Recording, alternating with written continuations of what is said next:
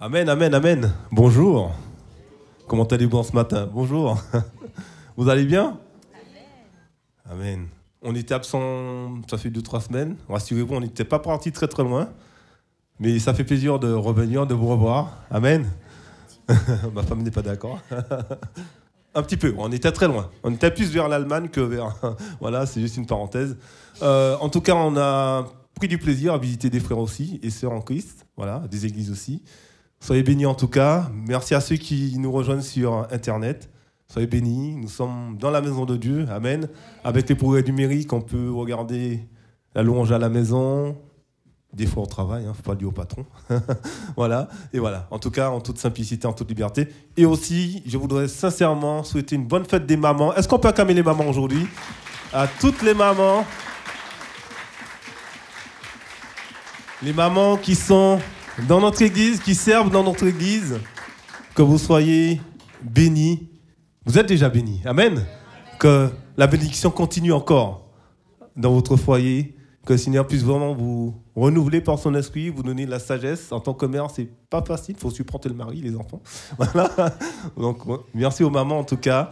Et vraiment que le Seigneur vraiment vous bénisse dans tous vos projets, dans votre santé aussi, parce qu'il y a des mamans aussi qui passent par des moments un peu compliqués, difficiles, ça peut être compliqué aussi. Dans votre foi, que le Seigneur vous restaure aussi. Toi qui es maman, qui me regarde aussi, que Dieu te restaure aussi.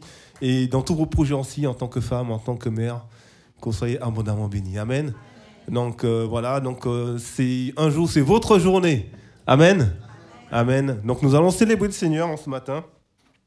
Vous êtes déjà debout, donc c'est parfait.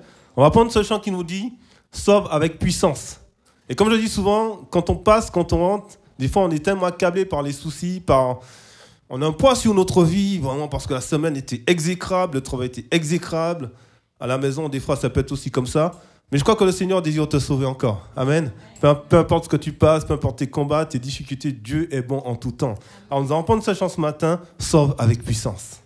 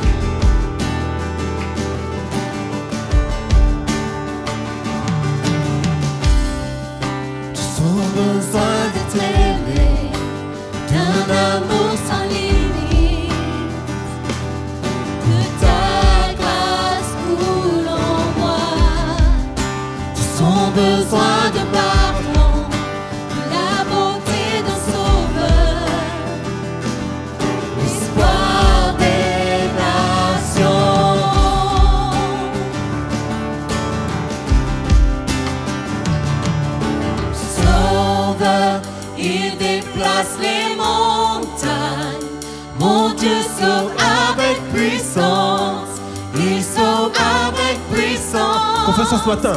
Pour toujours, créateur du salut, Jésus a vaincu la mort, il a vaincu la mort.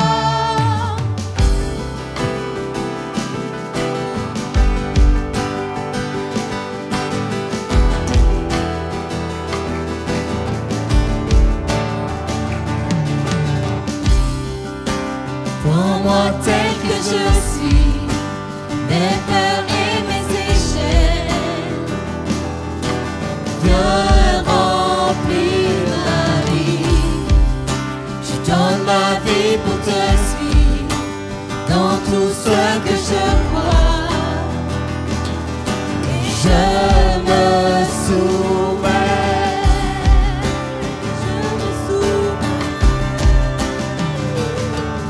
Sauveur, il déplace les montagnes. Mon Dieu sauve avec puissance. Il sauve avec puissance. Pour toujours, créateur du salut. Jésus a vaincu la mort. Il a vaincu la mort. Sauveur, il déplace les montagnes. Mon Dieu sauve avec puissance.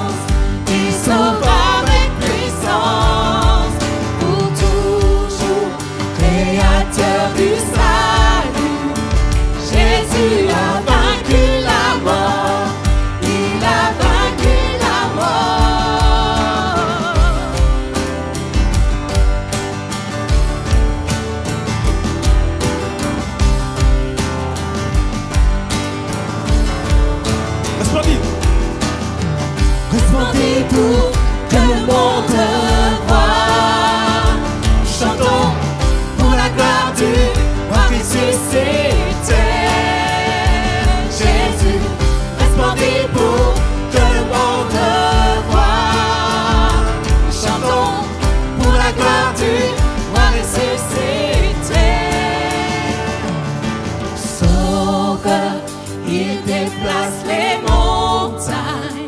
Mon Dieu sauve avec puissance, il sauve avec puissance. Pour toujours, créateur du salut, Jésus a vaincu la mort, il a vaincu la mort. Sauveur, il déplace les montagnes. Mon Dieu sauve avec puissance, il sauve avec puissance. Pour toujours, créateur du salut, Jésus a vaincu la mort, il a vaincu la mort. Resplendit pour que le monde voie. Chantons pour la gloire du roi ressuscité. Jésus resplendit pour que le monde voie. Chantons pour la gloire du roi ressuscité. Jésus resplendit pour que le monde voie. Chantons pour la gloire du roi ressuscité. Jésus resplendit pour que le monde voie. Nous chantons pour la gloire du roi ressuscité. Jésus resplendit pour que le monde voie. Nous chantons pour la gloire du roi ressuscité. Jésus resplendit pour que le monde voie.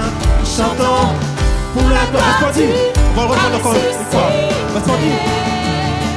Jésus resplendit pour que le monde voie. Nous chantons pour la gloire du roi ressuscité. Jésus resplendit pour que le monde voie. Nous chantons pour la gloire du roi ressuscité.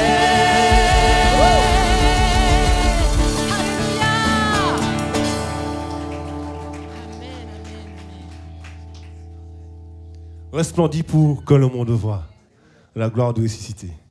Amen, alléluia. On va tout continuer dans cet esprit d'adoration, de louange. On va dire au Seigneur, Seigneur, je suis venu dans ta maison en ce matin avec une attente spéciale en ce matin. Et peut-être que tu es venu ce matin avec une attente spéciale, avec un chant spécial, avec une prophétie spéciale, une parole spéciale. Et ce chant nous dit, oui Seigneur, je viens dans ta maison.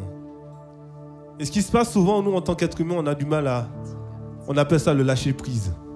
On a du mal on a tellement de poids dans nos têtes, sur notre dos, et des fois même on est courbé inconsciemment. C'est tellement énorme en fait, et le Seigneur nous dit, dépose tes fardeaux à mes pieds. Alors ce chant nous dit exactement ça. Dieu, c'est un Dieu chanchichi. Il t'aime tel que tu es. Peut-être que les gens ne t'aiment pas. Amen.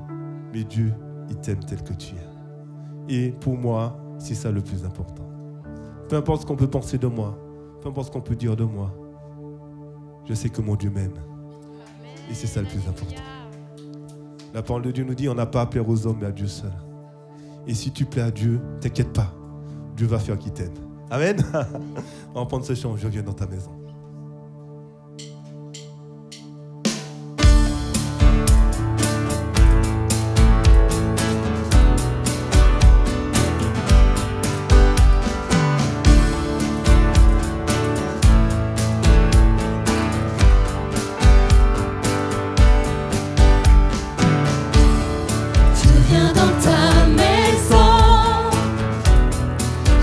Te rencontrer tel que tu es, tel que je suis, m'abandonner.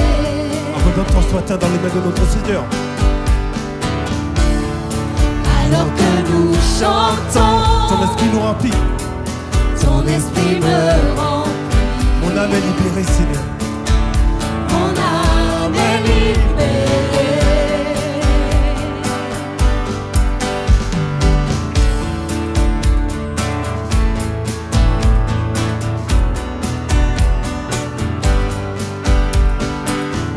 Alléluia, je viens dans ta maison, Seigneur.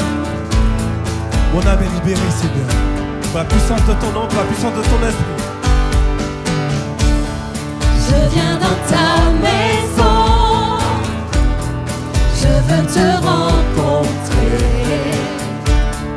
Tel que je suis, m'abandonner.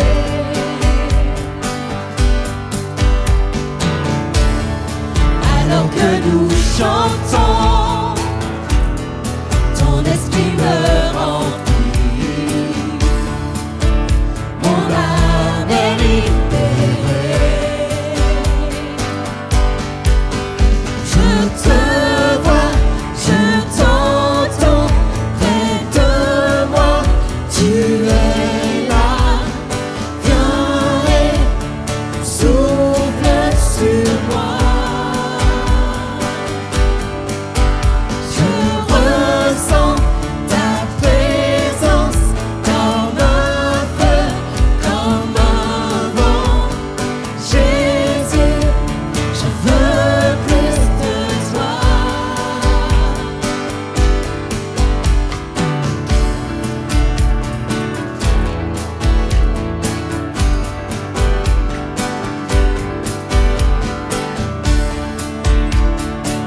Je te vois.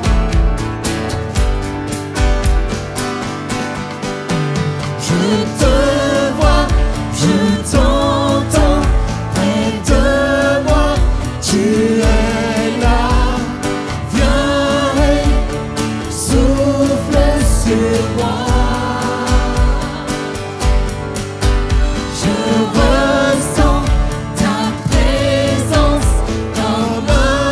feu, comme un vent. Jésus, je veux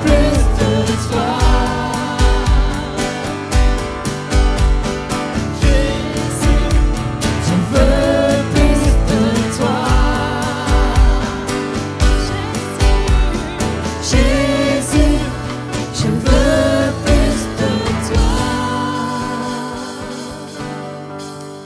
Je te vois, je t'entends près de moi. Tu es là, viens et souffle sur moi. Je sens ta présence, Seigneur. Je ressens ta présence comme un feu, comme un vent. Jésus, je veux plus de toi.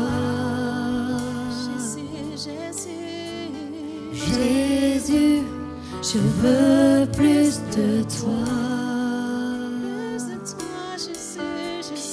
Jésus, je veux plus de toi.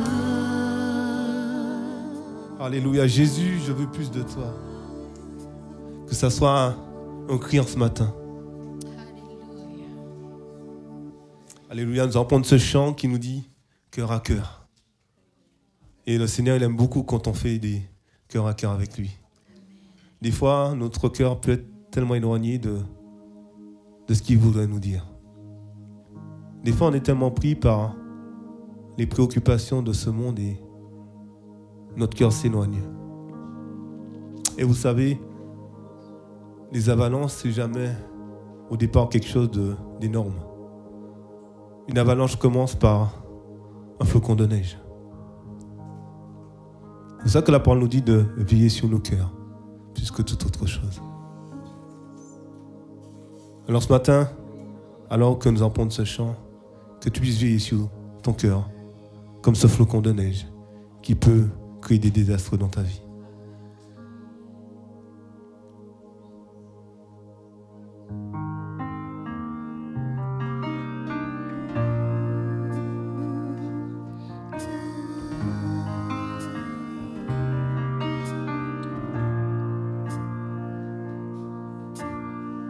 C'est ton cœur que je recherche. Dès que le soleil se lève,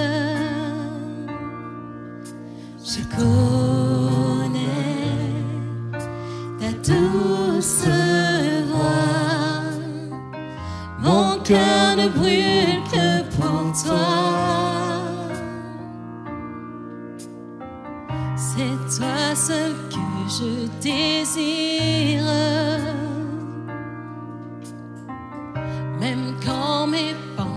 chavire. Je connais ta douce voix. Jésus, tu m'attires à toi. Pour un cœur à cœur avec toi, Seigneur. Le reste perd en importance quand je suis là dans ta présence.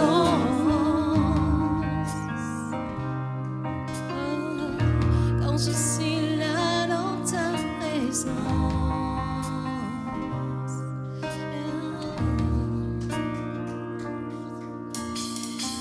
Dans tes bras je me repose. Repose-toi ce matin.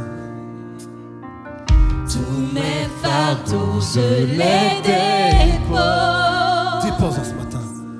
Je connais ta douce voix. Jésus, je ne veux que toi. Pour un cœur à cœur avec toi, Seigneur. Le reste perd en importance quand je suis là dans ta présence, face à face, devant ta grâce. Le reste perd en importance quand je suis là dans ta présence. Oh, quand je suis là dans ta présence.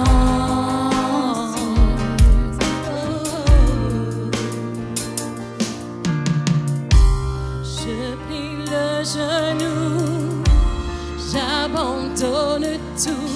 Le seul désir de mon cœur, c'est ton cœur. Je plie le genou, j'abandonne tout. Le seul désir de mon cœur, c'est ton cœur. Je plie le genou, j'abandonne tout. Le seul désir de mon cœur, c'est ton cœur. Je plie le genou, j'abandonne tout. Le seul désir de mon cœur, c'est ton cœur.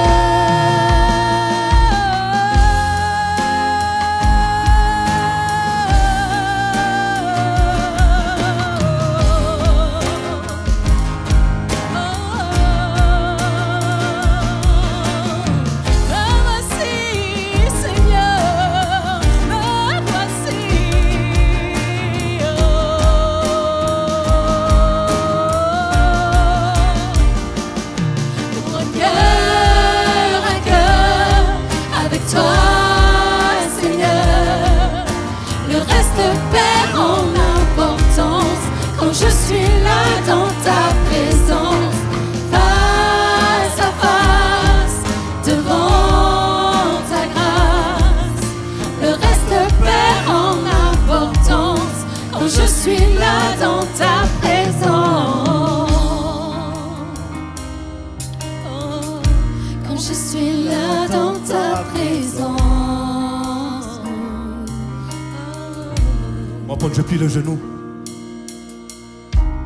Je plie le genou, j'abandonne tout.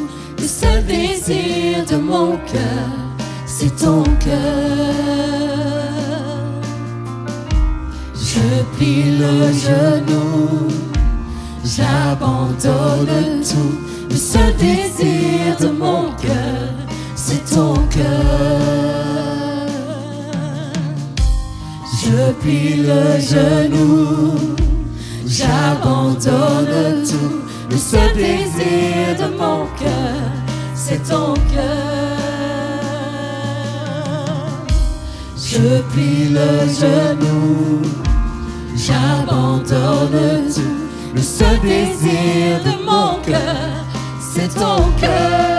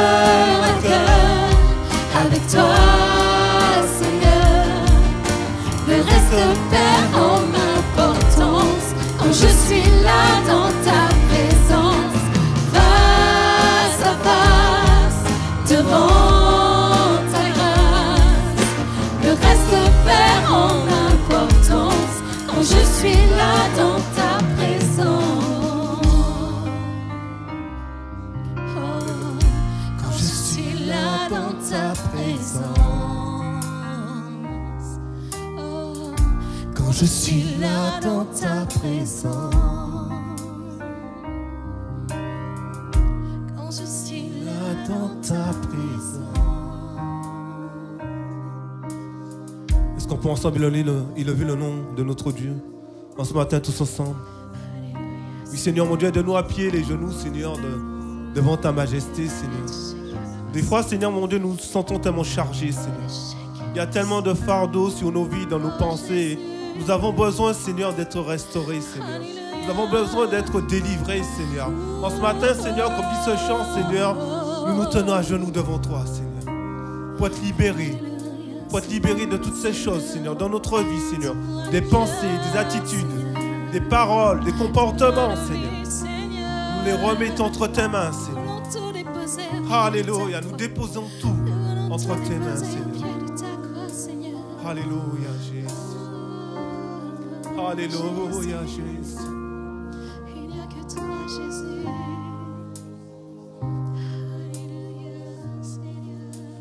Alléluia Jésus. Alléluia.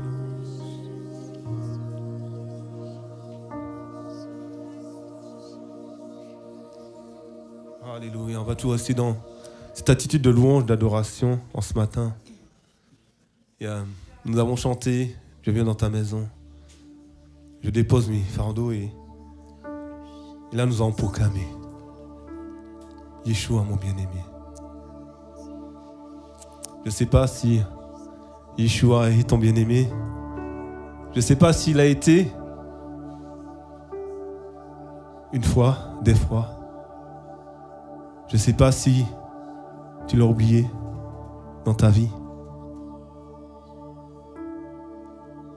Et sache que peu importe ce que tu fais, le Seigneur te voit. Et peu importe tes combats, il va toujours t'aimer. Parce qu'il s'appelle Yeshua. Il est ton bien-aimé. Et personne ne peut enlever ce nom. Quand Jésus a été cloué à la croix,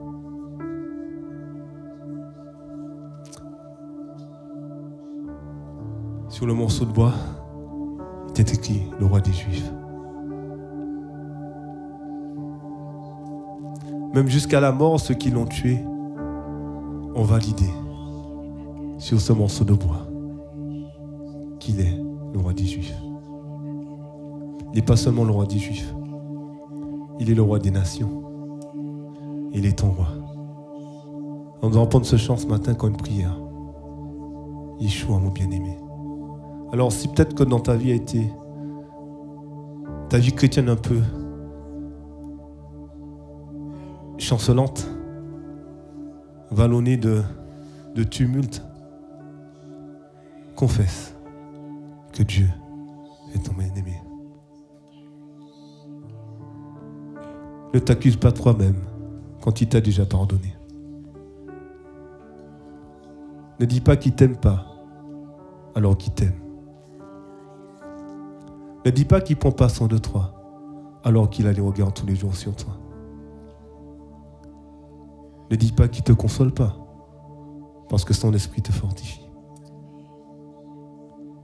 On nous apprend ce chant. Nous allons le prendre en anglais, premièrement. Et rassurez-vous, on le prendra en français après. Yeshua.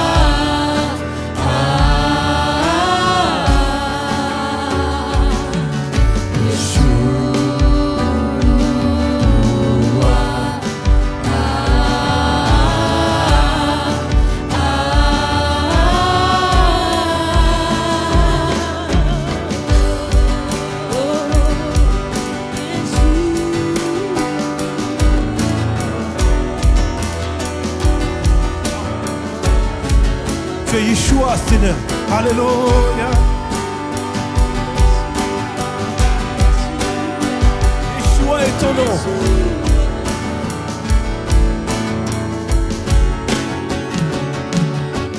Yours is the kingdom, yours is the power, yours is the glory forever and ever. Oh, yours is the kingdom, yours is the power, yours is the glory forever.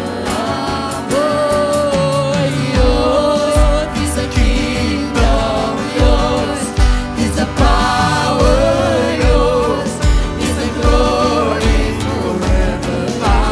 Amen. Yours is the kingdom, yours is the power, yours is the glory forever. Amen. À toi le royaume, à toi la puissance, à toi la gloire à jamais. Amen. À toi le royaume, à toi la puissance, à toi la gloire à jamais. Amen. À toi le royaume, à toi la puissance, à toi la gloire à jamais. Amen. À toi le royaume, à toi la puissance, à toi la gloire à jamais.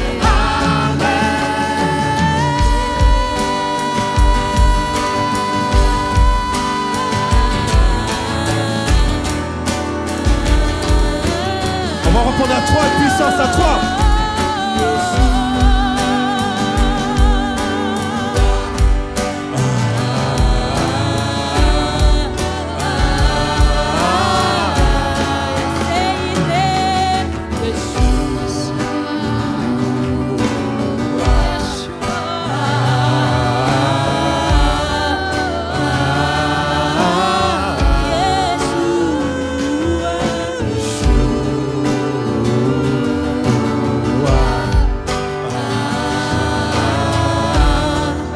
On va répondre à toi.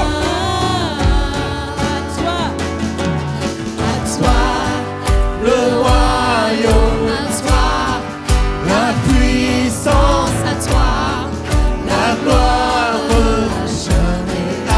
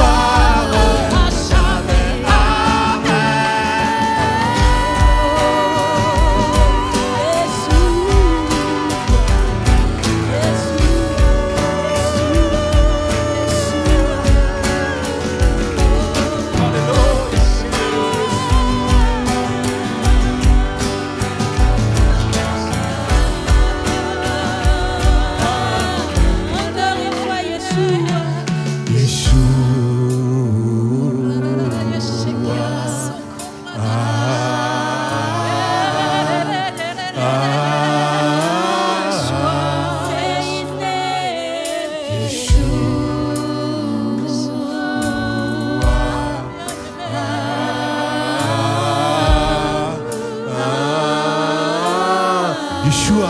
Encore une fois.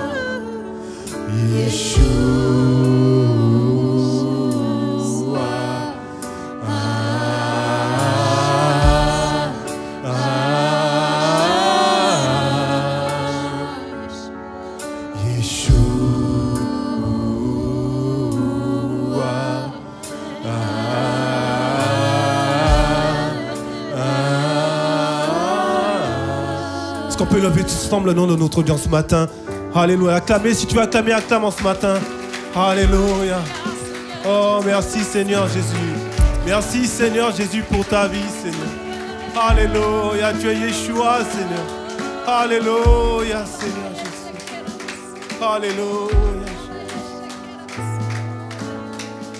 Alléluia. Alléluia, Jésus.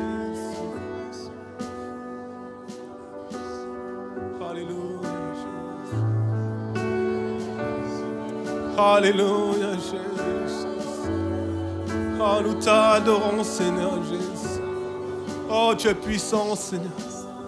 Oh, tu es grand, Jésus. Alléluia, Seigneur Jésus. Oh, nous t'adorons, Seigneur. Tu es puissant, Seigneur. Alléluia, Jésus. Oh, sois élevé, Seigneur Jésus. Oh, sois glorifié, Jésus, dans nos vies, Jésus. Tu es Yeshua, tu es El Shaddai, Seigneur Jésus. Alléluia, Seigneur Jésus. Alléluia, nous te louons, nous t'adorons, Jésus. Alléluia, Jésus. Oh, merci pour la vie, Seigneur Jésus. Alléluia, Jésus, nous t'adorons, Jésus. Alléluia, nous te louons, Jésus. Alléluia, tu es digne, Seigneur Jésus. Oh, nous t'adorons, Jésus. Alléluia, tu es grand, Seigneur. Alléluia, tu es puissant, Seigneur Jésus. Alléluia, Jésus. Alléluia, Jésus. Alléluia, Jésus. Alléluia. Oh, tu es grand, Seigneur Jésus. Amen, amen, amen, amen. Alléluia. Merci Seigneur Jésus pour ce chant Yeshua, mon bien-aimé. Nous allons prendre ce passage dans Jean 3,16. C'est un passage qu'on connaît, mais il est bon de se rappeler encore ces choses. Ce passage nous dit que car Dieu a tant aimé le monde qu'il a donné son Fils unique afin que quiconque croit en lui ne périsse point mais qu'il ait la vie éternelle. Amen. C'est un passage qu'on connaît, c'est un passage qu'on connaît pour certains depuis l'école biblique. Voilà. Et c'est pour simplement te dire, tout est déjà écrit en fait. On peut rien rajouter d'autre. C'est clair. En fait, Dieu t'a tellement aimé. Parce que vous savez, dans la vie, quand c'est tellement général, on se cache derrière la généralité. Mais comme Dieu est un Dieu précis, il va là où ton cœur est. Et en fait, le Seigneur te dit ce matin que Dieu te dit qu'il a donné son Fils unique, Jésus, afin que tu ne périsses point, mais que tu aies la vie éternelle. Alors, je ne sais pas si ton cœur appartient à Dieu, n'appartient pas, appartient. Ce n'est pas le débat. Je ne suis pas là pour te juger parce que je ne suis pas meilleur que toi. Mais sache que Dieu t'aime et qu'il a été à la croix pour toi. Et je pense qu'au-delà de tous les beaux discours, tout ce qu'on peut dire, c'est cette réalité-là qu'il faut croire. Et c'est la seule réalité. Amen. Alors je vais laisser notre frère prier. Et si tu as été baptisé d'eau, je t'invite à te lever pour prendre le repas du Seigneur ce matin. Seigneur Jésus-Christ, je te remercie pour ton Saint-Esprit. Je te remercie pour tout ce que tu fais, Seigneur Jésus-Christ. Seigneur, tu es puissant et tu agis dans nos cœurs, Seigneur Jésus-Christ. Tu t'es sacrifié pour nous, Seigneur, pour que nous puissions être sauvés. Seigneur, grâce à toi, Seigneur, nous avons l'assurance du salut par ton Saint-Esprit. Seigneur, tu es puissant et tu es glorieux, Seigneur. Je te remercie pour tout ce que tu fais, Seigneur. Je pense aussi à hier pour la marche pour Jésus. Je pense à toutes ces personnes qui ont pu entendre l'évangile, ont pu voir l'amour de Dieu, Seigneur Jésus-Christ. Je prie que tu puisses les toucher, Seigneur, un par un, que tu puisses leur montrer, Seigneur, l'amour que tu nous as montré à nous, Seigneur. Toi, tu es un Dieu glorieux, un Dieu puissant, un Dieu qui est capable de transformer, de changer les cœurs. Seigneur, comme tu m'as changé, Seigneur, change-nous, transforme-nous encore plus, Seigneur. Seigneur, je veux plus de ta présence, je veux plus de ton esprit, Seigneur. Tu es glorieux, Seigneur. J'ai ainsi prié au nom de Jésus-Christ. Amen. Amen. Nous allons prendre ce chant qui nous parle de bénédiction. Donc aujourd'hui, c'est la fête des mamans. Est-ce que les ados peuvent rester juste pour écouter ce chant-là avec nous, exceptionnellement, les moniteurs? Parce qu'eux aussi, ils ont une maman et j'aurais bien aimé qu'ils puissent chanter ce chant-là de tout leur cœur pour leur maman ce matin. Vous êtes d'accord, les moniteurs? On va prendre ce chant-là parce que ce chant-là, on va se mettre debout pour honorer les mamans de notre église. Quand j'ai pris ce chant-là, j'ai pensé à ma mère, bien sûr, mais j'ai pensé aussi à toutes les mamans de l'église. Et que le Seigneur vraiment vous bénisse dans tout ce que vous faites. Vous êtes vraiment précieuses. Et si nous sommes là, c'est grâce à Dieu, mais c'est aussi grâce à vous. Et nous voulons nous honorer de tout notre cœur avec le groupe Écho, ce chant la bénédiction. Que la bénédiction soit tous les jours, tout le temps, dans votre foyer. Que la main de Dieu soit tous les jours avec vous, dans votre parcours. Ne lâchez jamais la main de Dieu. Priez pour vos maris, priez pour vos enfants. Restez toujours des sentinelles sur la tour de la prière. Et persévérez. Aimez comme Dieu a aimé.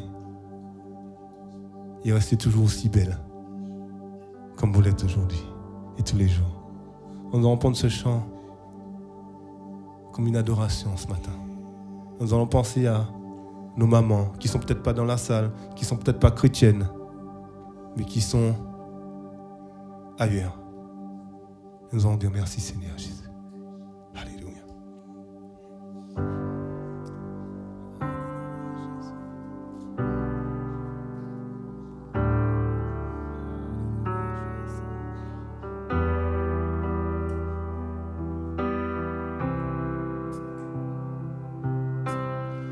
Nos frères vont passer pour le service des offrandes.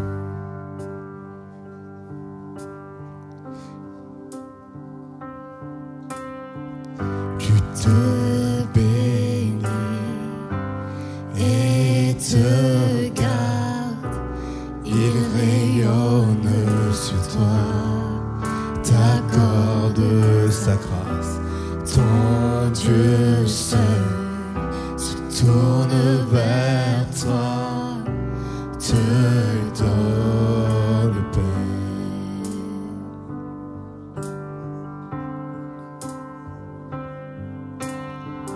Je te bénis et te garde, il rayonne sur toi, t'accorde sa grâce.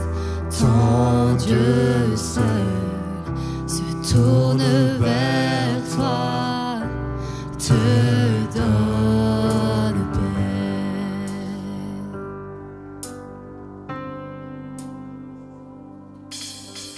Amen.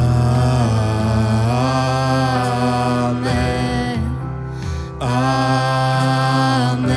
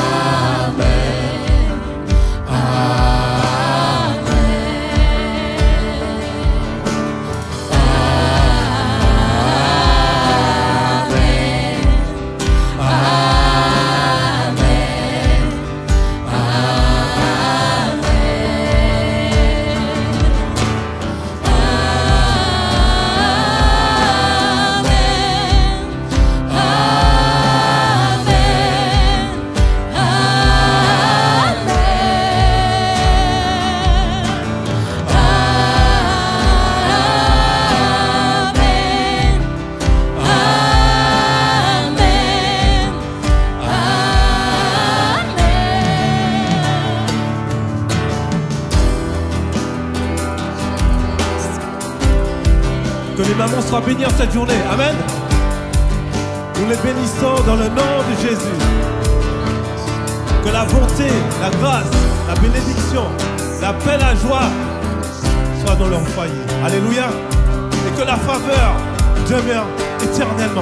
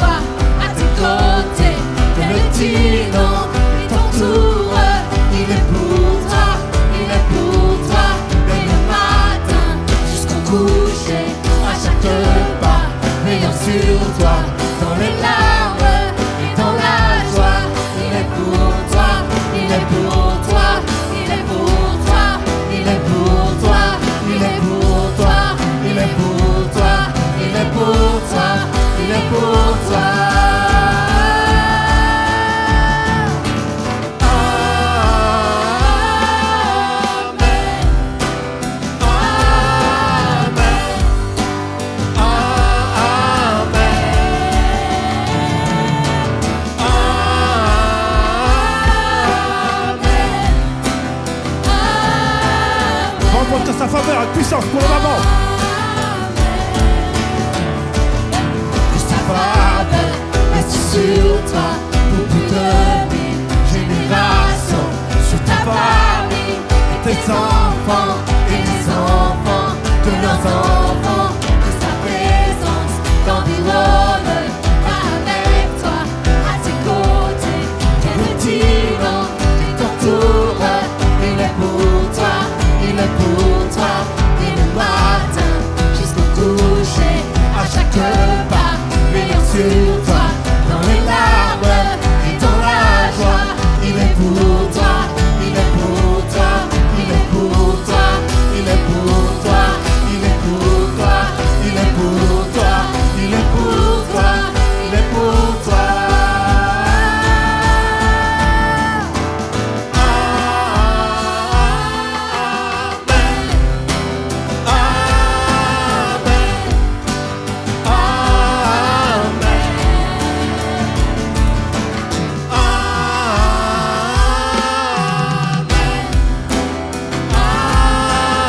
Dernière fois, amen.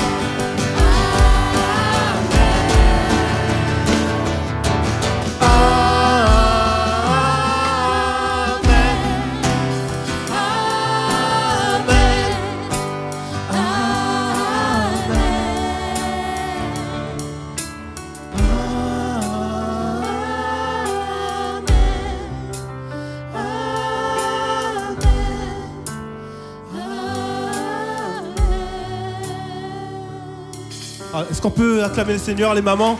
Alléluia, soyez bénis en tout cas. Alléluia, on va laisser Moïse prier, je crois, ouais. Et soyez bénis, bon culte. Merci beaucoup, Papa, pour ce matin, Seigneur, où nous avons pu vraiment entrer dans ta présence, Seigneur. Merci beaucoup pour ce libre accès que tu nous donnes, d'avoir accès à ton cœur. Merci beaucoup pour ta parole que tu as laissée, Seigneur, afin que nous puissions te connaître, afin que nous puissions, Seigneur, savoir comment t'aimer, comment t'obéir et comment te servir. Seigneur, en ce jour particulier, je te remets toutes les mamans, Seigneur, et toutes les futures mamans.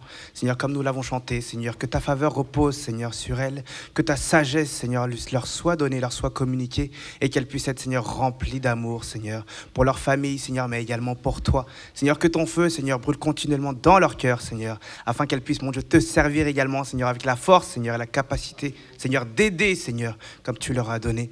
Seigneur, nous sommes là, mon Dieu, ce matin, pour nous faire du bien, Seigneur, mais plus que pour nous faire du bien, Seigneur, c'est pour te rendre un culte agréable. Seigneur, donne-nous, mon Dieu, d'avoir les cœurs disposés, Seigneur, à entendre ta parole, plus qu'à l'entendre, Seigneur, à l'écouter, Seigneur, et plus qu'à écouter, Seigneur, à la consommer également, Seigneur, afin de vivre selon tes commandements, selon tes préceptes. Merci beaucoup, Seigneur, parce que tu nous aimes, Seigneur, et parce que tes regards sont tournés, Seigneur, vers nous. Merci beaucoup pour ton amour, Jésus-Christ. Amen.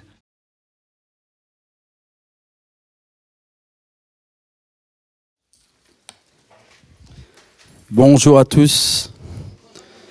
Vous allez bien?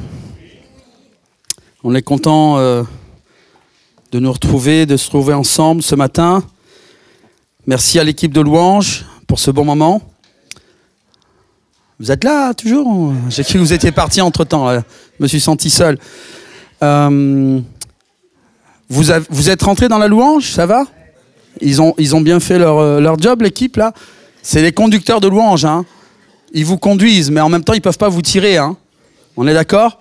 Donc, il faut qu'on y rentre dans la louange. Alléluia. Une bonne fête à toutes les mamans. Et pour tous les bons souvenirs que chacun peut garder de sa maman. Hein, c'est ce qui est, je pense, la chose la plus importante dans la vie. Soyons reconnaissants pour les mamans. Et prenons soin d'elles tant qu'elles sont là. Après, c'est trop tard. On n'a que le souvenir. Et supportons les mamans, dans le sens supportons, aidons-les et comprenons-les en toute situation. Prions pour les mamans. Alléluia. Alors, ce matin, comme je l'ai dit au premier culte, j'étais, comment dire, j'arrivais pas à fixer mes idées correctement. J'avais beau prier, j'étais parti sur une piste et puis tout compte fait, c'est un autre texte qui s'est imposé à moi. Et alors que je méditais, le lien s'est fait directement avec ce qu'on vit dans l'église, le partage de la parole de Dieu de notre pasteur Gérard, dimanche dernier, sur les projets de l'église, sur la générosité, mais aussi et surtout, enfin pas aussi et surtout, aussi sur la journée d'hier. Et j'aimerais commencer, en fait, on va faire les choses un peu à l'envers, d'habitude on fait ça à la fin, mais moi je le fais volontairement au début. Et j'aimerais, remercier l'Église pour sa réponse, pour son engagement, sa générosité vis-à-vis de l'événement La Marche pour Jésus. Remercier au passage notre sœur Marie-Noël, je ne sais pas si elle est là ce matin, qui est la présidente de l'association, et qui a subi d'énormes pressions au niveau administratif. Elle est la représentante légale de l'association. Donc, c'est elle qui qui prend tout. Donc, nous, on était là pour la protéger. Ce n'était pas une partie de plaisir, cet événement. Surtout la partie concert qu'on avait prévu de faire et qui a été chahutée, empêchée et puis, tout compte fait, annulée hier soir, où la police est venue stopper la musique, mais ce n'était pas le plus important. Le plus important, c'est la marche. Vous êtes avec moi? La marche était le plus important. Et c'est pour ça que je voulais remercier l'Église. On a été naïfs en pensant que les autorités nous laisseraient chanter le nom de Jésus sur une scène. Et petit à petit, tout a été annulé jusqu'à ce qu'on se retrouve sur des camions, sans sono, sans rien. Mais les jeunes ont continué à chanter a cappella, sans musique. Il y avait juste un instrument, une guitare. avec des jeunes qui étaient avec nous à l'époque de Francis Saved et qui sont devenus une partie en tout cas du groupe Street Worship Music, qui sont venus de Paris, 12 jeunes de Paris qui sont venus à leurs frais. Et vous voyez, moi, ma reconnaissance, c'est pour tous ces élans de générosité où on a mis les actes aux paroles, parce que être chrétien, c'est pas juste être chrétien, avoir une étiquette. En tout cas, c'est pas comme ça qu'on devrait le concevoir. On a donné nos vies, on a fait don de soi, mais pas une seule fois, parce qu'on pense qu'on donne notre vie à Jésus et puis après c'est fini, on a fait notre contrat. Non, on a donné notre vie et tout ce qui découle de notre vie dans la suite doit être fait pour le royaume, puisque notre vie ne nous appartient plus. Vous êtes d'accord? Faisons attention au temps qu'on gaspille. Un grand merci à Pasteur Gérard qui a soutenu, qui a aidé, facilité vraiment pour que l'Église se mobilise. Et un grand merci en particulier donc à tous les frères et sœurs qui se sont impliqués de près, vraiment, sur le terrain. J'ai l'habitude de l'événementiel, c'est lourd, c'est compliqué, encore plus sur la voie publique, parce que là, il faut répondre aussi à une attente, pas seulement vers les chrétiens, mais vers les non-chrétiens, et il y a un témoignage. Donc c'est beaucoup de pression et de choses auxquelles il faut penser.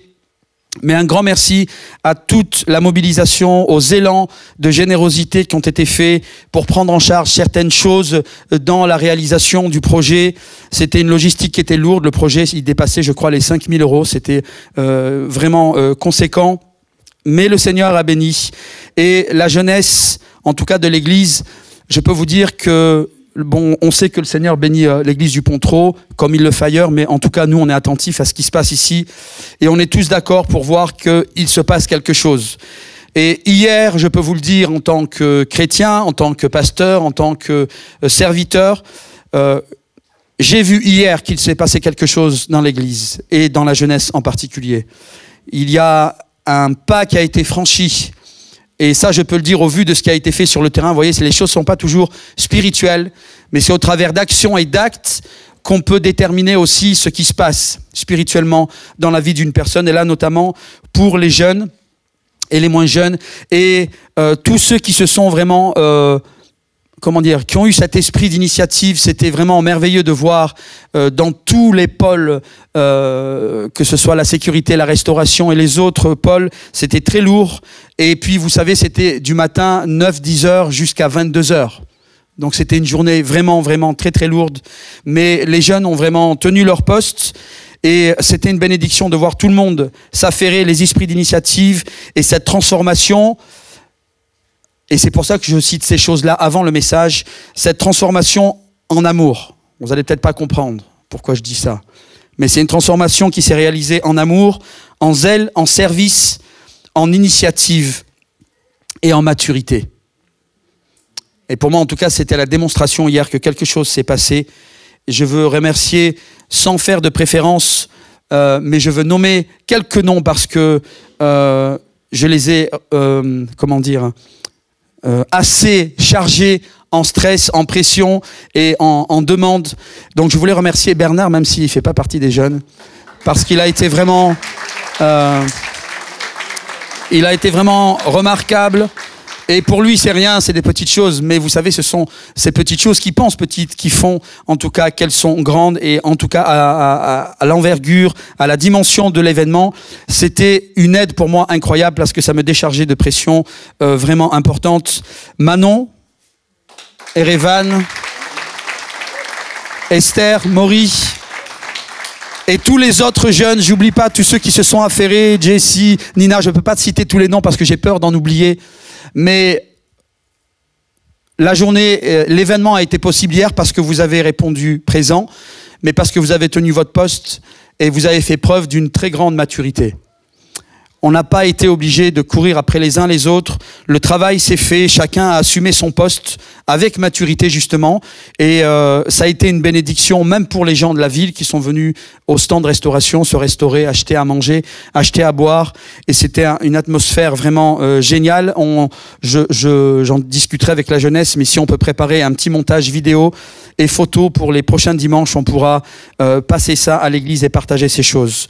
Donc un grand merci encore. Merci à l'église de prier pour les jeunes et de prier en général pour l'impact. L'église du Pontrot, et c'est pas parce que c'est mon église, et merci Seigneur, tant mieux. mais parfois ça peut être mal pris, vous voyez, par d'autres groupes. En tout cas, on était heureux de voir la mobilisation. Faut le dire, je veux dire, on va pas faire de fausse humilité. C'était l'église qui était la plus mobilisée dans l'événement. Et moi, en tout cas, je suis content et je suis fier de ça. Mais je parle pas de fierté mal placée. Je parle d'une fierté fraternelle, de voir que l'église et les jeunes répondent. Et vous dire que c'est de cette manière que les choses s'entreprennent. On peut pas juste être dans une chambre sur le genou et prier. Ensuite, il y a les actes. Et quand on est dans les actes, eh bien, le Seigneur envoie sa puissance et il nous aide à être des témoins puissants. Amen. La marche a eu un impact incroyable dans la ville. 3 heures de marche. Pendant ces 3 heures, c'était 3 camions qui ont proclamé, chanté à tue-tête l'évangile. 600 personnes environ, 570 peut-être exactement. De nombreuses personnes. C'était un torrent, une marée humaine. C'était vraiment magnifique à voir avec la parole qui a été prêchée sur 2 étapes et qui a eu un impact. Et de voir ces jeunes justement et certains moins jeunes qui étaient éparpillés lorsque le cortège reprenait la route. Je suis resté exprès en arrière. Je suis même remonté un peu. Voir ma fille, et puis là j'ai vu un jeune ici à genoux en train de parler à un homme, un autre qui était en train de parler à une femme, et puis un autre qui était en train de prier pour une personne dans la rue, une sœur qui était en train de parler à un jeune musulman sur un scooter. C'était juste magnifique de voir, vous voyez, c'est spontané maintenant, ça y est, on dit ça, je ne sais pas comment on peut dire ça en français. En anglais, on dit un shift, il s'est passé quelque chose, un déclic. Il y a eu un déclic, et ça c'était magnifique à voir. C'est que maintenant on n'est plus à toujours enseigner. Il faut passer ensuite à la pratique, et c'est dans la pratique qu'on s'exerce et qu'on vit des belles choses. Amen. Amen. C'est pour ça que le plus grand livre dans la parole s'appelle le livre des actes. Amen. Les actes des apôtres. Et les actes ne sont pas finis d'être écrits. Le Seigneur continue d'écrire les épîtres, les actes des apôtres. Alléluia. Parce que nous sommes les apôtres des temps modernes. Amen. Alléluia. Alors ce matin, justement les textes qu'on va lire, ça va vous sembler bateau, hein, mais vous allez peut-être pas comprendre la démarche. Moi-même, je ne l'ai pas comprise.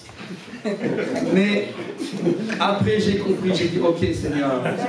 Et c'est aussi lié au temps de louange qu'on a vécu au premier culte et au second aussi, avec les paroles qui ont été données, les prophéties, paroles de connaissance. Parce qu'en fait, ce matin, le Seigneur, et vous avez entendu la parole qui a été donnée concernant l'Église et comment le Seigneur voit l'Église. Le Seigneur nous demande de revenir aux ultra fondamentaux. Non pas pour la connaissance, mais pour reprendre un coup d'électrochoc inspirationnel. Vous êtes avec moi? Ne vous laissez pas perturber par les jalousies. Vous savez, l'inspiration et la révélation, c'est pas quelque chose d'acquis une fois pour toutes. On a besoin de rester dans la révélation, parce que sinon on devient des religieux. Vous êtes avec moi? Et cette révélation, elle dépend de notre relation avec le Seigneur. Elle ne dépend pas de nos efforts, de nos compétences, de nos qualités, de notre arrière-plan scolaire, tout ce qu'on a. Non, ça ne dépend pas de tout ça. Ça dépend seulement et simplement de notre relation avec le Maître. Parce qu'en fait, c'est de lui que vient toute et toute révélation. Et tout ce qui a trait au royaume de Dieu, que ce soit les chrétiens, les serviteurs, les œuvres qui sont réalisées, si elles ne sont pas dépendantes à 1000% du trône de Dieu et du torrent de Dieu, le torrent de son esprit, elles sont vouées à l'échec. Et en fait, par essence, l'œuvre de Dieu, elle est surnaturelle et elle ne peut être ce qu'elle est que parce elle descend de Dieu, elle découle de Dieu. Vous êtes avec moi ? On a, nous, été connectés un jour à Jésus parce qu'on a donné notre cœur au Seigneur. On est devenus de nouvelles créatures. On est devenus ses enfants. Vous êtes d'accord ? Mais c'est pas, comprenez bien ce que je veux dire. Hein. Je dis pas qu'on va perdre ça. Je vous dis qu'en termes de feu et de vie intérieure, de vie de l'esprit en nous, nous en avons la responsabilité. Et si tu ne fais pas attention, si je ne fais pas attention, si nous ne faisons pas attention à entretenir ce feu, cette relation, cette intimité spirituelle, eh bien, elle va décliner, elle va s'éteindre. C'est comme un feu dans votre cheminée, vous voyez? Le feu, vous l'allumez, mais vous avez compris, c'est logique que vous serez amené de temps en temps à nettoyer, à faire un peu clair, à enlever les braises, là, tout ce qui ne va pas pour ajouter du feu, pour ajouter du bois sec, un bon bois qui va brûler pour que le feu s'entretienne. Eh bien, notre marche avec le Seigneur, c'est exactement la même chose. Et encore plus lorsqu'il s'agit du service. Tout ce qui découle du service, frères et sœurs, si ça ne dépend pas du ciel, si ça n'est pas connecté au torrent de Dieu, à l'Esprit de Dieu, eh bien, ça sera sec et sans impact. Et c'est pour ça que les mouvements religieux, dans l'histoire de l'Église, ça a été toujours la naissance, le développement et le déclin. La naissance, le développement, le déclin. Et c'est un schéma qui se répète depuis des siècles. Et l'Église évangélique, les évangéliques, ne sont pas à l'abri de cette menace. Et la preuve, c'est que les évangéliques subissent, et on peut dire qu'au niveau mondial, en tout cas aux États-Unis, l'Église est en déclin. Vous avez peut-être, vous, un autre aperçu de ce qui se passe, mais je peux vous dire que l'Église est en déclin. Parce que l'Église devient religieuse, parce qu'elle dépend de moins en moins de son maître, et elle se met confortable dans de la connaissance, dans de l'infrastructure, dans des structures, dans tout ce qui est organisationnel. On est super confortable. Mais par contre, l'Église a perdu sa force, elle a perdu sa puissance parce qu'elle n'est pas restée branchée sur les fondamentaux de la parole et surtout de l'inspiration du Saint-Esprit. Vous m'entendez? Parce qu'on peut suivre la parole de façon religieuse, mais on sera complètement à côté de la vie de l'Esprit que le Seigneur attend de nous. Moi, j'ai parlé avec des pasteurs, ils m'ont dit, voilà, la vie d'esprit, c'est pas indispensable. Eh bien oui, mais si tu n'as pas la vie d'esprit, t'es mort. T'es mort. La vie de l'esprit, c'est l'essence, c'est le départ de tout. Vous voyez? L'audace et la folie des hommes de croire que nous, on est plus fort que Dieu, plus spirituel, et que par notre connaissance et par nos facultés de théologie, on va pouvoir supplanter l'œuvre de Dieu qui a démarré à la Pentecôte. Non. L'œuvre, elle a commencé avec une impulsion de l'esprit, et l'Église quittera sur une impulsion de l'esprit avec l'enlèvement de l'Église. Et tous ceux qui ont développé d'autres théories, ils risquent de rester en bas. Alléluia. Lisons la parole pour éviter de perdre trop de temps. Jean, chapitre 1er. Non, première épître de Jean, pardon. Au chapitre 1er.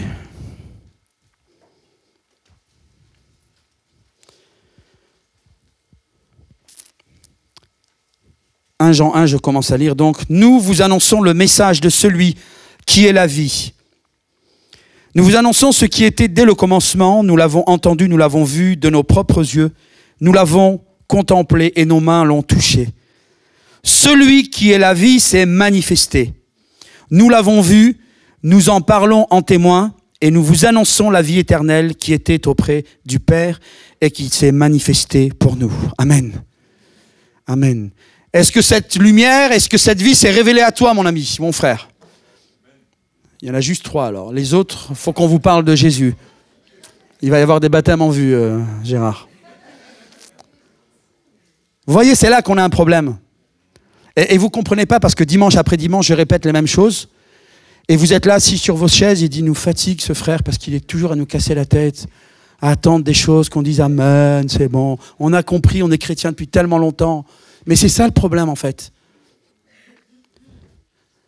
Est-ce que vous êtes là ce matin?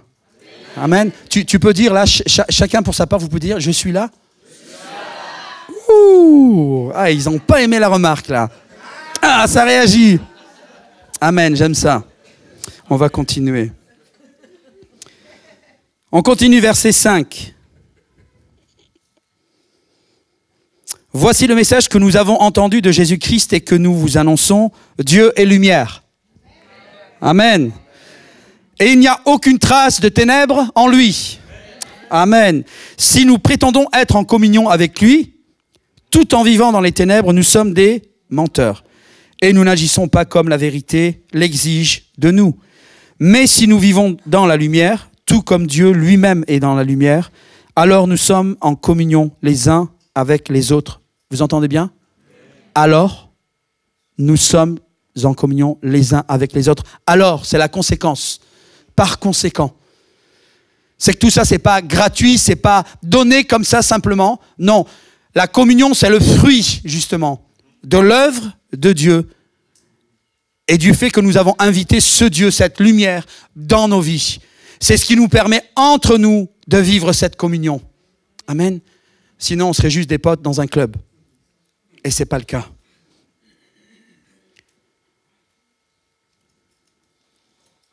Si nous vivons dans la lumière, tout comme Dieu lui-même est dans la lumière, alors nous sommes en communion les uns avec les autres. Et parce que Jésus, son Fils, a versé son sang, nous sommes purifiés de tout péché. Amen. Vous êtes d'accord? Alors une petite parenthèse. Pour tous ceux qui, lorsqu'il y a des appels à la conversion, se lèvent et se relèvent. Et en fait, ils se sont convertis peut-être 10 fois, 15 fois. J'aimerais vous dire que là aussi, il faut que vous fassiez un petit réglage au niveau de vos pensées, de vos sentiments et de vos émotions. Votre foi ne doit pas être menée par les émotions et les sentiments. Parce que le sentiment, vous connaissez ça, le jeu de mots là. Le sentiment, donc faut pas l'écouter en fait.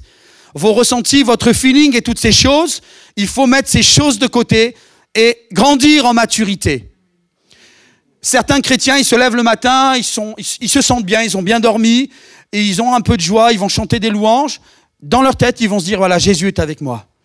Et puis le lendemain, ils sont pas bien, ils sont fatigués, ils sont un peu malades, et puis ou ils ont vécu une contrariété dans la journée, quelque chose c'est pas passé comme ils voulaient, ils se sentaient pas aussi bien, et en fait Jésus est plus là. Voyez? Et c'est comme ça une foi en dents de scie. Parce qu'elle est basée justement sur les ressentis, les sentiments, les émotions. Frères et sœurs, écoutez-moi bien. Plus que jamais, et pour les années qui viennent, si votre foi elle n'est pas ancrée, elle n'est pas comme un bloc de béton, vous serez emporté par une chose ou par une autre.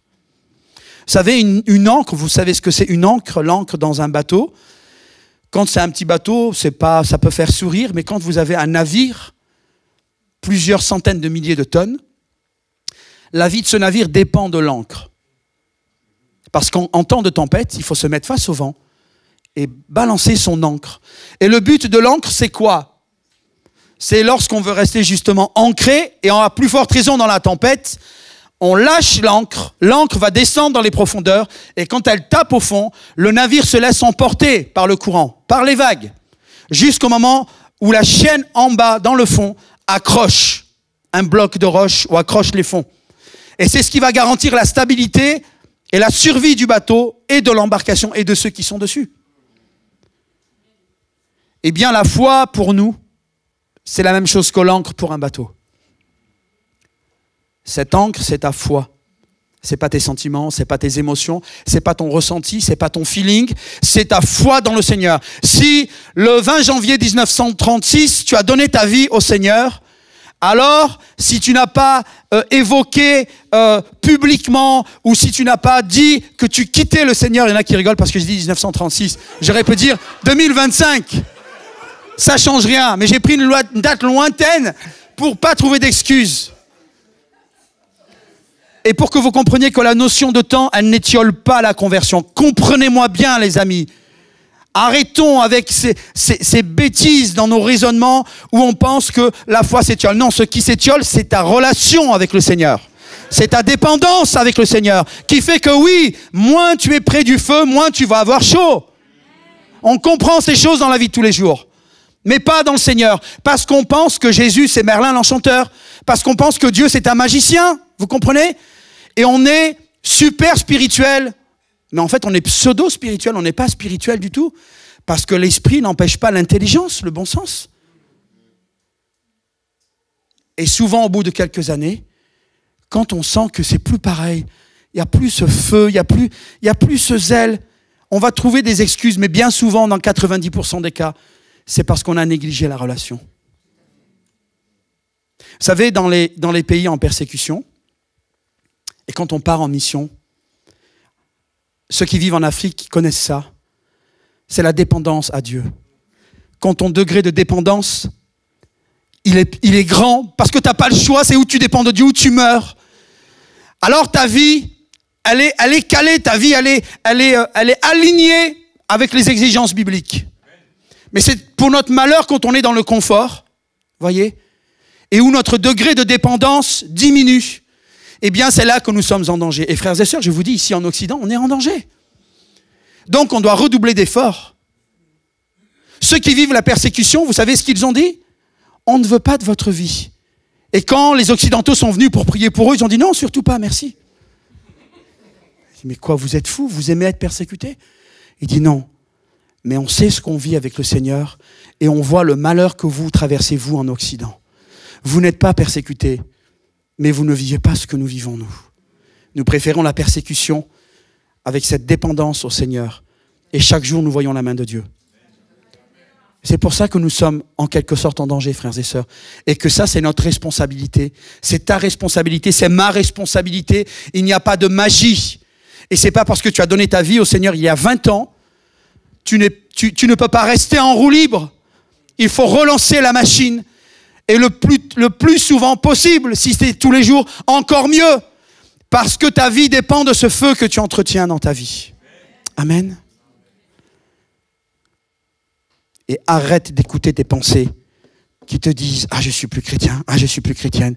Et à chaque fois qu'un serviteur vient, combien veulent donner leur corps au Seigneur? Il y a 5 chrétiens qui lèvent la main, qui viennent devant. Mais c'est quoi? On va vous baptiser 5 fois alors? Vous croyez que c'est ça, là, comment la vie que le Seigneur a prévue? Tu as donné ta vie au Seigneur une fois, basta. C'est bon, maintenant tu es un enfant de Dieu. Tu n'as pas à te lever à tous les appels. Si c'est parce que tu as besoin de prière, alléluia, tu as besoin de guérison, délivrance ou autre chose, il n'y a pas de problème. Mais par contre, si c'est pour donner ton cœur au Seigneur, là, tu ouvres une brèche, mon ami. Parce que Satan te voit et te dit, regarde comme il est faible. Regarde comme elle est fragile. En fait, dans son cœur, elle n'est pas une enfant de Dieu. Parce qu'elle ne se lèverait pas à l'appel pour la conversion. Vous comprenez que ça va loin? C'est là qu'il faut que vous affirmiez votre foi et dire, je suis un enfant de Dieu. Même si tu le sens pas, même si tu le ressens pas.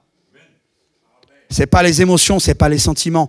C'est le serment, l'alliance que tu as faite avec le Seigneur et le changement, la transformation, la vie nouvelle qui est dans ta vie. C'est lorsque les chrétiens prennent ça en considération et sont conscients de ça que les choses changent.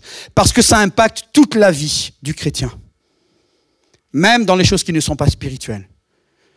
Et indirectement, ça impacte l'Église parce que les chrétiens font partie de l'Église. Vous comprenez?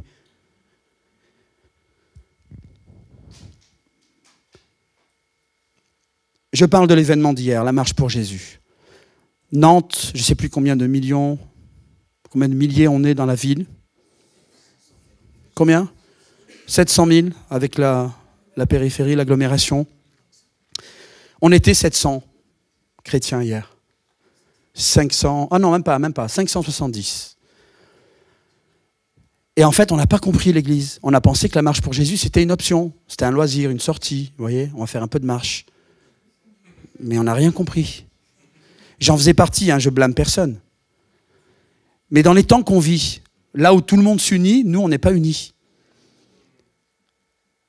Parce que c'est le seul jour où on peut faire entendre la voix de l'Église, en fait, dehors.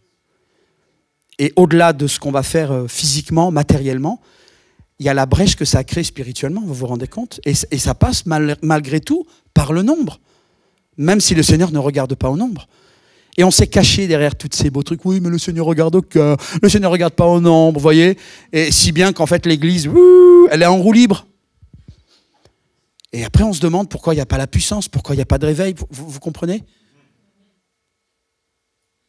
Quand l'Église passe dans les rues, elle ouvre une brèche. Vous m'entendez? Elle ouvre une brèche. Satan a tellement colmaté les rues, les quartiers avec la présence de ténèbres, avec la puissance d'esprits mauvais, que s'il n'y a pas quelque chose de plus puissant qui vient et qui ouvre une brèche, eh bien cet englument de ténèbres reste sur les villes. Vous m'entendez? C'est pour ça que nous, chrétiens, on devrait réfléchir et que chaque année, on se prépare et qu'on soit tous dehors, ne serait-ce que 10 minutes ensemble, mais que chacun goûte à ce que c'est que la marche pour Jésus. Pour intercéder pendant que la prédication est faite ou pendant que les témoignages sont apportés depuis les camions et pour que vous viviez des expériences. Alors pardonnez-moi, je ne suis pas là pour vous mettre la pression, je parle à vous parce que vous êtes là devant moi, mais je m'adresse en fait à tous les chrétiens, à commencer par moi.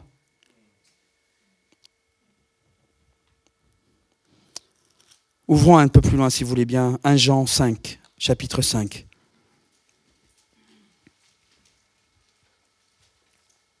On va aller dans le cœur du message. Non, ce n'était pas l'introduction. C'est ma femme en plus qui me balance, vous avez vu?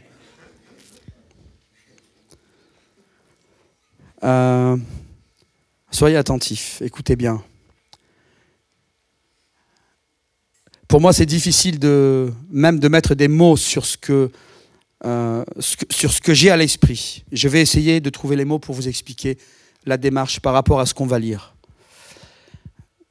Je vous aide, mais je vous demande de rester attentif à la parole et puis de rester en éveil, en prière, dans l'attente que le Seigneur nous ouvre les yeux sur ce qu'on va lire. Pour qu'on réalise qu'en fait, tout ce qui a trait, tout ce qui est lié à l'Église, nos vies, la vie de l'Église, les œuvres que nous pouvons accomplir au niveau de l'Église, mais les œuvres que nous pouvons accomplir dans la communion, la marche pour Jésus ou d'autres œuvres, et toute autre œuvre plus ou moins grande qui peuvent se faire dans le monde.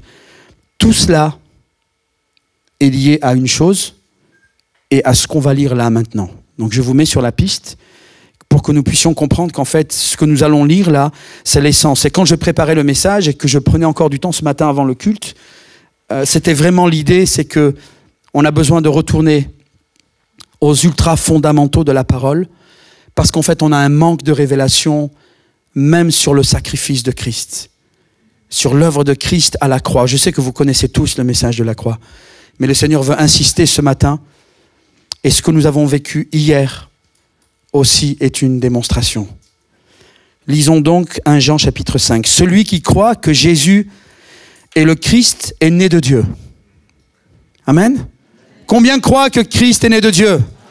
Alléluia. Et celui qui aime le Père, qui fait naître à la vie, aime aussi les enfants nés de lui. Alors, on va prendre le temps là. Celui qui aime le Père, est-ce que tu aimes le Père? Est-ce que nous aimons le Père? Amen. Donc je peux dire, ouais, c'est moi, celui qui aime le Père. Il précise, le Père qui fait naître à la vie, ce n'est pas un autre qui fait naître à la vie. Aime aussi les enfants nés de lui. Ça veut dire quoi en fait?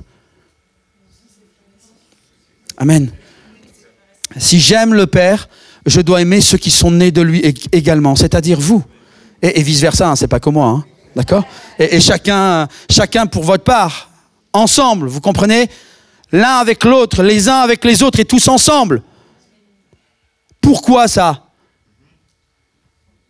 Pourquoi les amis? Et vous avez commencé à vous endormir là. Pourquoi? Pardon? Amen, on chauffe. On est né du même Père. Dieu est amour. La même identité, alléluia. Nous sommes de la même essence que lui. Mais vous avez vu, c'est pas magique. Le Seigneur nous dit, aimez-vous les uns les autres. Et vous ne pouvez pas dire que vous aimez le Père si vous n'aimez pas votre prochain, votre frère. Sinon, vous êtes des menteurs.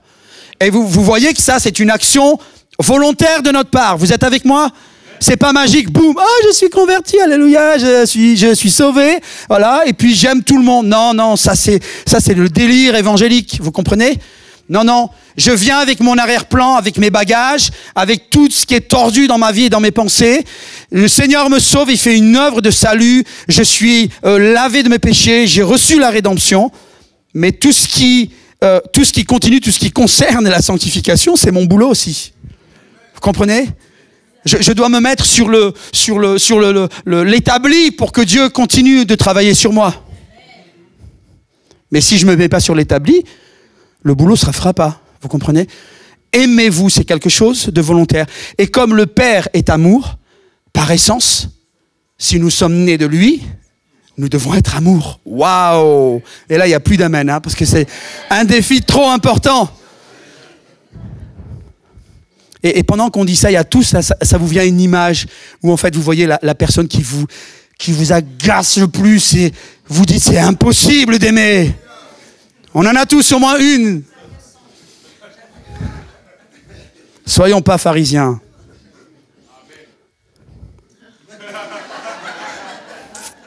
Amen.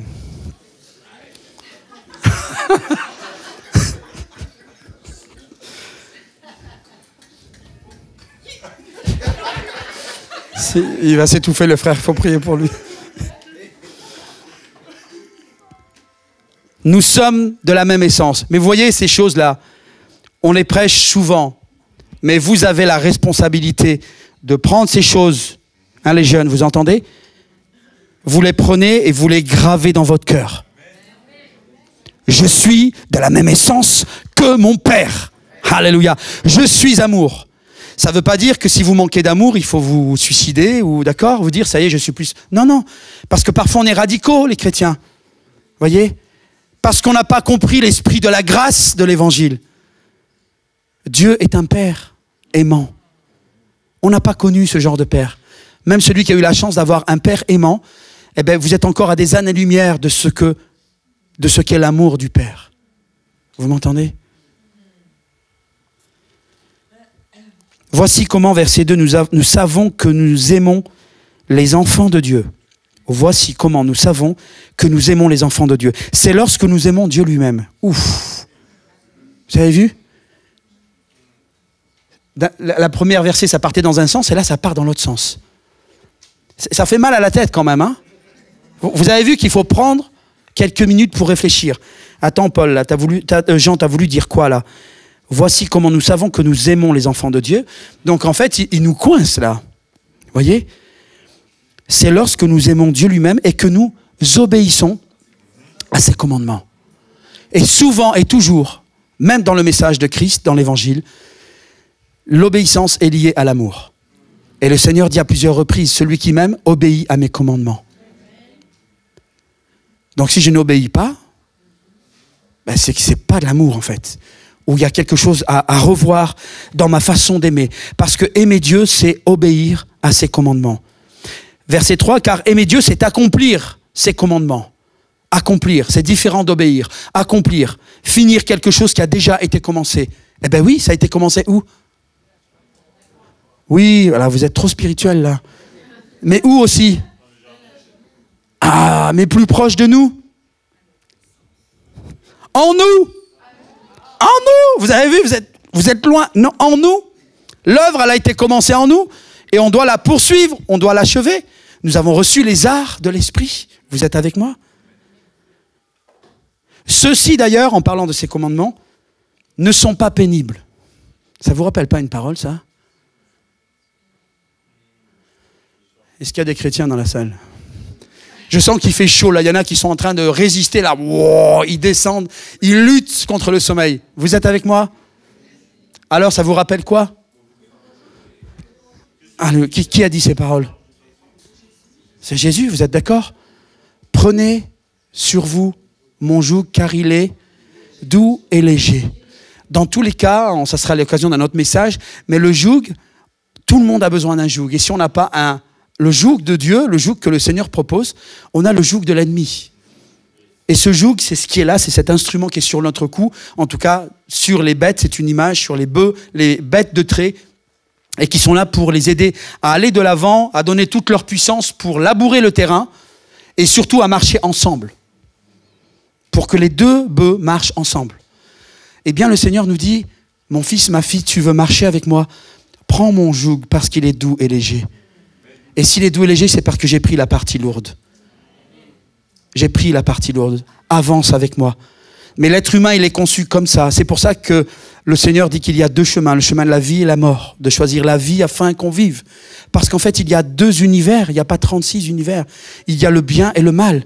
Satan, le prince des ténèbres, et Dieu, le prince de la vie. Amen. Donc, soit dans nos vies, le joug, c'est celui de Dieu, soit c'est celui de l'ennemi. Et que on soit croyant, athée ou pas, peu importe en ce en quoi on croit, si on refuse cette déclaration, ça ne change rien à la réalité. Dans tous les cas, nous avons sur nos coups un joug. Et depuis que nous sommes en Christ, eh bien, tu as reçu un joug doux et léger. Et c'est ce joug qui te permet d'avancer en tandem avec le Seigneur. Amen. Il te montre le chemin et tu avances. Il a pris la partie lourde, tu n'as pas à forcer. Et ensemble, tu peux avancer avec le Seigneur dans ta marche. Car tout ce qui est né de Dieu triomphe du monde. Et la victoire qui triomphe du monde, c'est notre foi. Ce qui triomphe du monde, c'est notre foi. Celui qui en effet triomphe du monde, celui-là qui croit que Jésus est le Fils de Dieu. Amen. Le message, il est clair, frères et sœurs. Et quand certains chrétiens se disent, je ne sais pas comment partager l'évangile, eh bien, il suffit de faire croire simplement que celui qui croit que Jésus est le Fils de Dieu, celui-là peut être sauvé, tout simplement. Verset 6, celui qui est venu, écoutez bien, celui qui est venu par l'eau et par le sang, c'est bien Jésus-Christ. Il n'est pas passé seulement par l'eau du baptême, mais outre le baptême, il est passé par la mort en versant son sang. Et vous voyez, c'est là, je pense, le texte pivot. C'est là où nous, on a besoin de dire, Seigneur, vraiment, j'ai du mal, j'ai besoin d'un esprit de révélation, j'ai besoin de l'aide du Saint-Esprit pour comprendre ces choses. Parce que c'est pas juste une image là où le Fils est mort sur la croix et l'image de l'eau et l'image du sang. Cette image-là, ici, l'apôtre prend le temps d'exposer les choses de cette manière. Jean, d'ailleurs, avait ce souci avec ses contemporains de parler, lui, ce qu'il leur mettait en valeur dans son évangile et dans ses écrits, c'est que Dieu est la vie. Dieu est la vie, c'est son message, c'est le message de Jean. Mais il voulait aussi démontrer aux Juifs et à ses contemporains que ce Jésus qu'ils avaient vu naître, ce Jésus qu'ils ont vu grandir et accomplir son ministère, c'est le même Jésus qui est mort sur la croix. Il a commencé par le baptême, l'eau, et il est mort par le sang sur la croix. Ce même homme, l'eau et le sang. Et on va voir ensemble justement la portée, la puissance de ces symboles. Par l'eau du baptême, et outre le baptême, il est passé par la mort en versant son sang. Et c'est l'Esprit qui lui rend témoignage, car l'Esprit, avec un grand E, est la vérité. Ainsi, il y a 3 témoins, l'Esprit, l'eau et le sang, et les 3 sont d'accord. Nous acceptons le témoignage des hommes, mais le témoignage de Dieu est bien supérieur. Et ce témoignage, c'est celui que Dieu rend à son Fils. Celui qui croit au Fils de Dieu possède ce témoignage en lui-même. Celui qui ne croit pas Dieu fait de lui un menteur, puisqu'il ne croit pas le témoignage que Dieu rend à son Fils. C'est clair, hein? Il dit que Dieu nous a donné, et qu'affirme ce témoignage, il dit que Dieu nous a donné la vie éternelle et que cette vie est en son Fils. Amen. Est-ce que tu es conscient que c'est ce que tu as reçu, cette vie éternelle? Que ce sang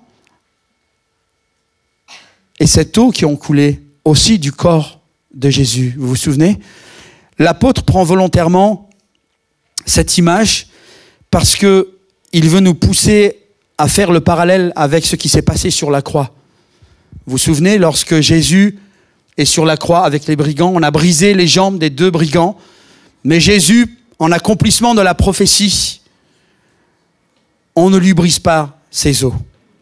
Par contre, le soldat va prendre sa lance et pour s'assurer qu'il est mort alors que Jésus était déjà mort, il va percer son côté. Et de son côté vont sortir de l'eau et du sang. Jésus commence son ministère par le baptême, l'eau, et il finit son ministère par le sang sur la croix. L'eau qui est le symbole, l'image de la vie, de la vie, de la purification, et le sang qui est l'image du pardon, de l'expiation. Et c'est en cela que nous avons été sauvés. Nous avons été pardonnés, d'abord, le baptême, et nous avons été expiés, nous avons été sauvés ensuite par le sang. L'eau et le sang. Et c'est pour ça que l'apôtre prend le soin de citer ces textes Parce que ces éléments-là nous ramènent à la croix, frères et sœurs. Et qu'en fait, ça nous fait comprendre, et je conclus avec ça, le chrétien, les chrétiens, l'Église locale et l'Église, on va dire, de Christ dans le monde,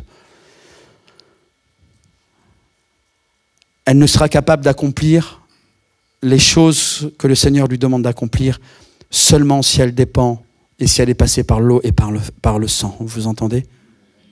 Et si elle dépend de cette eau et si elle dépend de ce sang. Le Seigneur veut nous faire comprendre que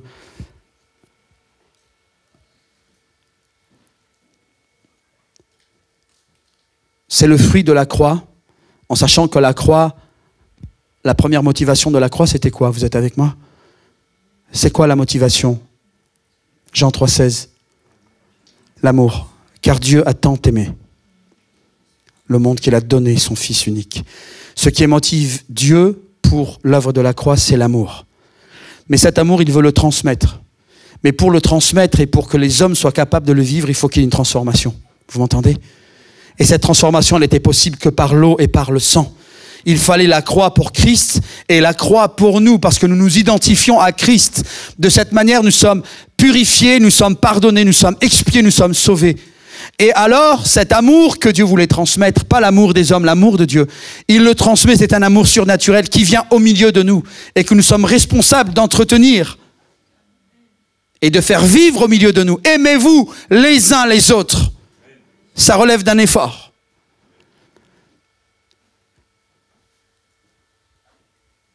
Et c'est ce que j'ai vu hier.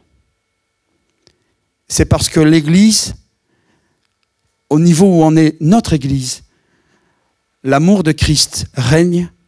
Et parce que l'amour de Christ règne, alors l'unité est là. Et parce que l'unité est là, alors le zèle est là. Et donc le service est là. Vous entendez ?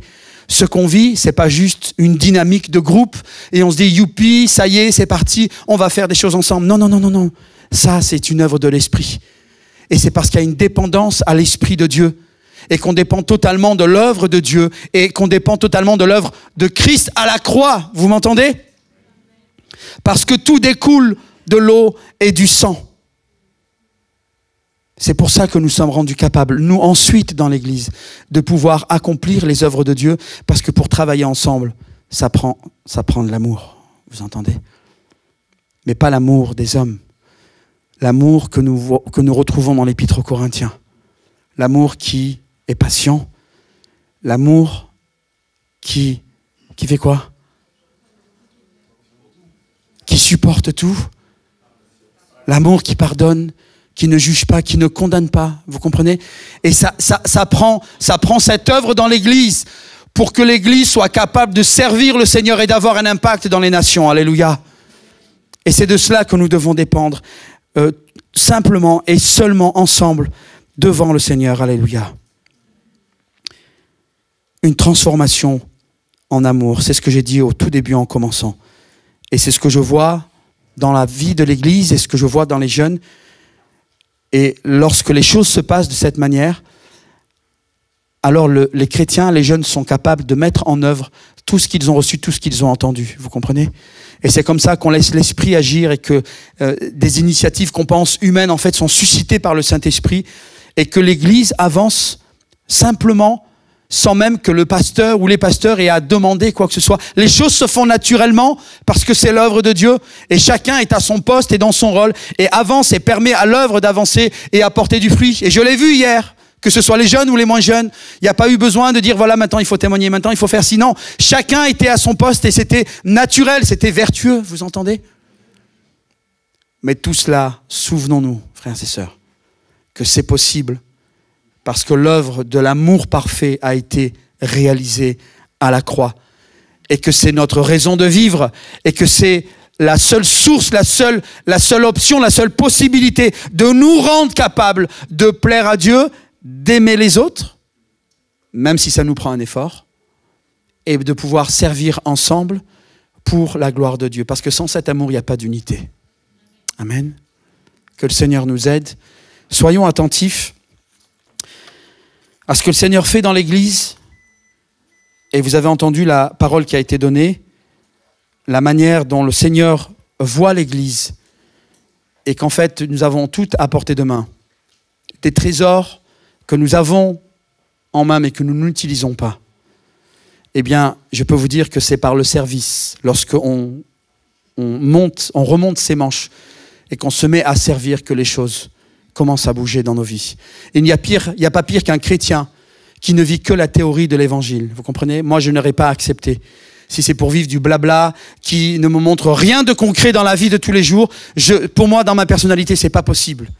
Eh bien, l'évangile nous propose cette possibilité de recevoir spirituellement des choses même en théorie et de les expérimenter ensuite dans la rue. Et c'est pour cela que nous sommes appelés aussi à aller dehors, à aller prêcher l'évangile, à imposer les mains dans l'église. Il y a tellement de besoins, frères et sœurs. N'attendez pas les bénédictions du pasteur pour servir le Seigneur. Il y a tellement de choses à faire pour soutenir les uns les autres, que ce soit au niveau des enfants, de la jeunesse, des ados. Il y a multitude d'activités. Et on vous encourage à vous engager dans les activités parce que c'est comme ça que vous allez vous sentir utile et petit à petit vous allez grandir dans les choses de Dieu et voir qu'en fait il n'y a pas que la théorie mais il y a la pratique aussi dans les choses que le Seigneur nous donne de faire. Amen. Alléluia. Seigneur, merci pour ta parole, Seigneur. Il y a besoin de ton aide, Seigneur, pour que ces choses, Seigneur, que tu m'as montrées, Seigneur, et sur lesquelles tu voulais appuyer, Seigneur, pour que ces choses soient réalisées aussi dans l'esprit de tes enfants, au niveau personnel, individuel, mais aussi collectif, Seigneur. Merci déjà pour tout ce que tu as fait dans l'Église et pour toutes ces prises de conscience, pour l'esprit de service, Seigneur, que ce soit dans la louange ou dans tous les autres départements. Nous voyons un effet de ta grâce, Seigneur. C'est la puissance de ton œuvre à la croix qui agit au milieu de nous et qui nous donne de nous retrouver ici dans l'Église et de nous réjouir ensemble dans l'amour, dans la communion fraternelle et dans l'unité, Seigneur. Cela, nous voulons le bénir et le chérir et le protéger, Seigneur. Que ton nom, que ta grâce nous garde et garde cette maison, Seigneur. Que ta grâce garde chacune des familles représentées. Nous bénissons chacun et chacune dans le puissant nom de Jésus et te remettons, Seigneur, nos vies, te remettons l'Église. Dans le nom puissant de Jésus, nous te prions. Amen.